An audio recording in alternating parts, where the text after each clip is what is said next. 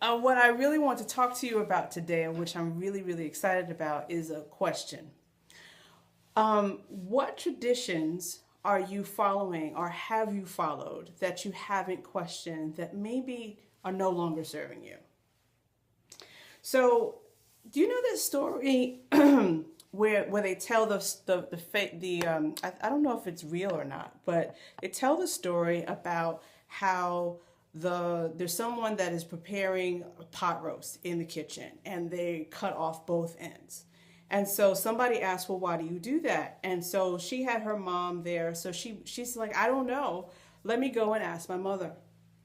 So she goes and asks her mother, and her mother's just like, "Well, I don't know. I do it because my mother did it."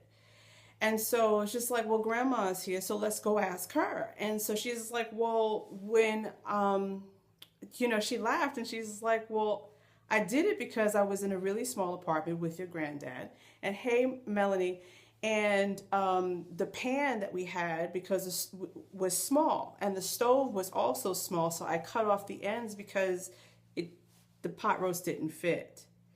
And so I just wanted to bring that to your attention because maybe you haven't even thought about it. I was talking to a friend of mine the other day, and I was thinking about this story about how my mom used to she used to cook with minced onions. Disgusting, but don't do it. I mean, if you're doing it, don't tell me, or at least don't invite me, because I'm not coming. Um, because she didn't even reconstitute them. She used to just like kind of like sprinkle them like to make a gravy. She didn't put them in waters for them to get like replump. Because I'm from the pre-microwave age, but definitely from the hungry man age. You know what I'm saying? So like everything was like pre-made, and like you can get your beef stew. And you remember that little that little canister of beef stew, and everything was freeze dried. My mother knew to put that back in water, but she didn't know to put the minced onions in water, and they were burnt and they were disgusting. And so I would always question, like, is this it? Is this? I mean, because I was mouth bored. My mouth, my palate, my soul was like in this two-dimensional, like boop, like dead. I was like, if this is all there is to food, then just kill me now. You know what I mean? But I knew that that wasn't the case because I was also the kid who would get on the express bus with my mother. And on Saturdays, we'd ride downtown and we'd have these delicious lunches. But I realized very early on, my mom was overwhelmed. Like I was privy to this, I peeped the game like real early because I was helping out. I was the latchkey kid and taking care of the kid brother and making sure the homeworks were done, and like that the dinner was being semi prepared for when she got home. And so there was no joy for her because there was just no time.